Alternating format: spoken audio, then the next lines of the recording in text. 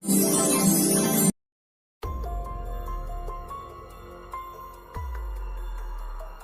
বাবা, বাকি গরুদের থেকে আমি আলাদা কেন? এটার কারণ কি হতে পারে? হা হা হা, তুই কোনো সাধারণ গরু নয় রে, তুই হচ্ছিস একটা জাদুর গরু। তুই চাইলে তোর মুখ দিয়ে সোনা দানা সবকিছু বের করতে পারবি আর গরিবদের সাহায্য করতে পারবি। যা গিয়ে সাহায্য কর। ও তাই নাকি? তাহলে তো এখনই আমাকে গ্রামের লোকেদের সাহায্য করতে হবে।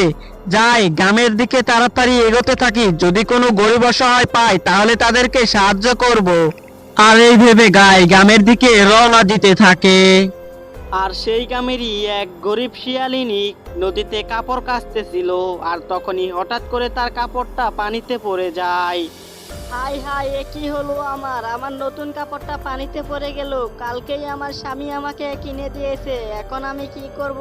আমি যদি কাপড় বাড়িতে না নিয়ে যাই তাহলে আমার স্বামী আমাকে অনেক মারধর করবে। এখন আমি কি করব আমার কাপড়? আরে আরে, নদীর পাড়ে ওই শিয়ালিনীটা কান্না করতেছে কেন? যাই গিয়ে তাড়াতাড়ি ওইটাকে কিছু করে আসি, মনে হচ্ছে কিছু একটা হারিয়ে গিয়েছে। কি হয়েছে তোমার? তুমি এইভাবে কাঁদতাছো কেন? আমাকে বলো সব।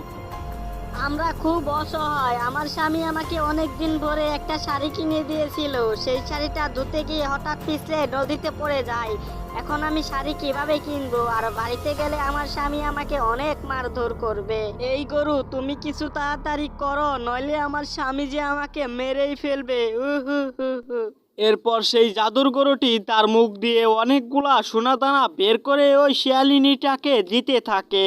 আর এরপর গরুটি শিয়ালিনীটাকে অনেকগুলা স্বর্ণ দেওয়ার পর তার সম্বন্ধে সবকিছু বলতে থাকে। আর এরপর গরুটিকে ধন্যবাদ জানিয়ে শিয়ালিনীটা তার স্বর্ণ নিয়ে বাড়ির দিকে রওনা দেয়। আর অনেকগুলো স্বর্ণ নেওয়ার দৃশ্য তার প্রতিবেশী লুবি শিয়ালিনী দেখে ফেলে। আরে আরে, এত সোনা ও কোথায় পেলো? নিশ্চয়ই কোথা থেকে পেয়েছে। যাই গিয়ে ওর বাড়ির দিকে যাই, দেখি তো ও কোথা থেকে স্বর্ণগুলা পেলো। আর এরপর রাতের বেলা শেফা শিয়ালিনী যখন তার স্বামীকে সব ঘটনা খুলে বলছিল, তখনই জানলা দিয়ে প্রতিবেশীটা শেফা শিয়ালিনীর সব গোপন কথা জেনে ফেলে। আর সে মনে মনে ভাবে কালকেই সে ওইখানে যাবে আর ওই গরুর কাছ থেকে সবগুলা স্বর্ণ নিয়ে তার বাড়িতে চলে আসবে। ও, তাহলে এই ব্যাপার। তার মানে শেফা এতগুলো স্বর্ণ ওই গরুর কাছ থেকে পেয়েছে। কালকেই আমি ওই গরুর কাছে যাব আর অনেকগুলো স্বর্ণ নিয়ে আসবো। আর তার কথা মতো পরের দিন সকালবেলা ওই লুবি শিয়ালিনীটা নদীর পাড়ে যায় এবং তার হাত থেকে ইচ্ছে করে কাপড়টা নদীতে ফেলে দেয়। আর কাপড়টা তলিয়ে গেলে সে মিথ্যা কান্নার অভিনয় করতে থাকে। আরে আরে, আমার শাড়িটা যে তলিয়ে গেল। কালকেই আমি নতুন শাড়ি কিনেছিলাম, এখন আমি কি করব? High high. আরে ওই শিয়ালিনীটা কান্না করতেছে কেন? যাই গিয়ে দেখি তো ওইটার কি হয়েছে, তাড়াতাড়ি যাই। এই শিয়ালিনী, তুমি কান্না করতেছ কেন? তোমার কি হয়েছে? আমাকে তুমি সব ঘটনা খুলে বলো। আমি হচ্ছি জাদুর গরু। জাদুর গরু, দেখো না, আমার স্বামী আমাকে কালকেই শাড়ি কিনে দিয়েছে আর সেই শাড়িটি আজকে আমি ধুতে এসে নদীতে ফেলে দিয়েছি। এখন আমার স্বামী যদি জানতে পারে নতুন শাড়িটা আমি নদীতে ফেলে দিয়েছি, তাহলে আমার স্বামী আমাকে অনেক মারধর করবে। তুমি কিছু করো। আর গরুটি কিছু বুঝতে না পেরে তাকে অনেকগুলা স্বর্ণ দিয়ে দেয় আর স্বর্ণ মুদ্রাগুলো নিয়ে শিয়ালিনীটা তার বাড়ির দিকে রওনা দেয়। আর পরের দিন সকালবেলা লোভী শিয়ালিনীটা ভাবতে থাকে, একটা কাপড় ফেলতে আমাকে এতগুলো স্বর্ণ দিয়েছে, তাহলে আমি যদি সবগুলা স্বর্ণই ফেলে দেই তাহলে তো আমাকে অনেকগুলা দেবে। আর তার কথা মতো পরের দিন সকালে সে সবগুলা স্বর্ণ নদীতে ফেলে দিলে গরুটি সব বুঝতে পেরে গেলে গরুটি তাকে কোনো কিছুই না দিয়ে সেইখান থেকে চলে যায়। এবং গরুটি চলে যাওয়ার সাথে সাথে তাকে অনেকগুলা অভিশাপ দিয়ে যায় যে সে কোনোদিনও আর চোখে দেখতে পারবে না। এই বলে গাভীটি মোড়ল মশাইয়ের বাড়ির সামনে আসে আর মোড়ল মশাই তাকে খেতে দেয়। এই মোড়ল মশাই তো অনেক ভালো, আমাকে খেতে দিল, তাকে তো আমাকে কিছু দেওয়া উচিত। এই বলে গাভীটি খুশি হয়ে মোড়লকে অনেকগুলো হীরা দেয়। আরে, এ তো অনেক দামি দামি হীরা। এই গাভীটি কোনো সাধারণ গাভী নয়, মনে হচ্ছে জাদুর গাভী, তাই তো এতগুলো হিরে দিল। মনে হয় ওর পেটের মধ্যে অনেকগুলো হিরে আছে। আমি একটা কাজ করি, ওর পেট কেটে সমস্ত হীরা বের করে নেই, তাহলে আমি এই গ্রামের সব থেকে অনেক ধনী হয়ে যাব। হা হা হা হা হা, হি হি হি হি হি। এই লোভী মোড়ল মশাইয়ের মাথায় এত বাজে বুদ্ধি!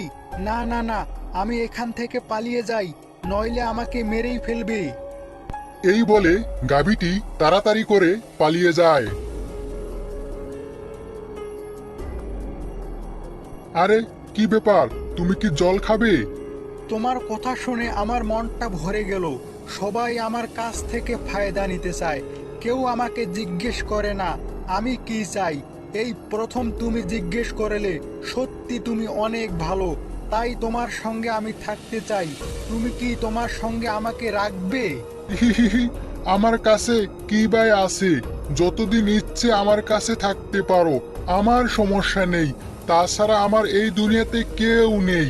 এরপর দুইজন বন্ধুর মতো জীবনযাপন শুরু করে। এইভাবে কিছুদিন কেটে যায়। আর এইদিকে সেই মরল মশাই গাভীকে খুঁজতে সেখানে চলে আসে। এই মন্টু, চুপচাপ করে গাভীটি আমাকে দিয়ে দে, তা নইলে তোকে মেরে ফেলবো। দে বলছি, তাড়াতাড়ি দে। ক্ষমা করুন মরল মশাই, এই গাভীটি আপনাকে দিতে পারবো না। কি, গাভীটি দিবি না?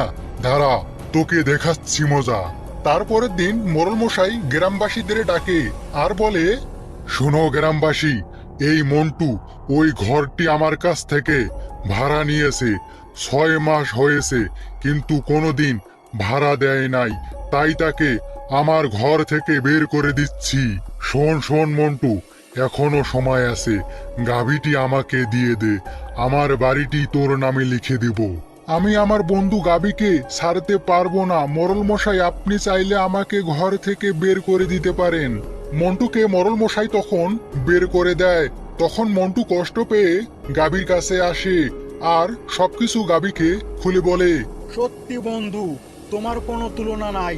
তুমি আজকে দেখিয়ে দিয়েছো বন্ধু কাকে বলে। বন্ধু, তুমি এই দেখো। এই বলে গাভীটি অনেক বড় হতে লাগে আর তার মুখ দিয়ে অনেকগুলো সোনা বের হতে লাগে। দেখো মন্টু, বাসা মরা আমাদের হাতে থাকে না, কিন্তু আমাদের বন্ধুর কি হবে সেটা আমরা হেল্প করতে পারি। আর তোমার মতো বন্ধু পাওয়া আমার জন্য সৌভাগ্য। আজ থেকে আমি তোমাকে রক্ষা করব।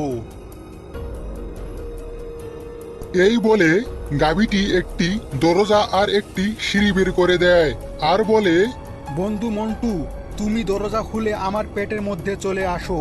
তুমি আজ থেকে আমার পেটের মধ্যে থাকবে। আমার পেটকে তুমি তোমার ঘর মনে করবে। তোমার কোনো অসুবিধা হবে না। তুমি চাইলে তোমার ইচ্ছে মতো বাইরে বের হতে পারবে। আমরা তো বন্ধুরা, আমাদের গল্প তোমাদের কেমন লেগেছে? যদি ভালো লেগে থাকে তাহলে লাইক, কমেন্ট আর সাবস্ক্রাইব করে আমাদের পাশেই থেকো। আর হ্যাঁ, বেল আইকন বেলটি অন করতে ভুলো না কিন্তু।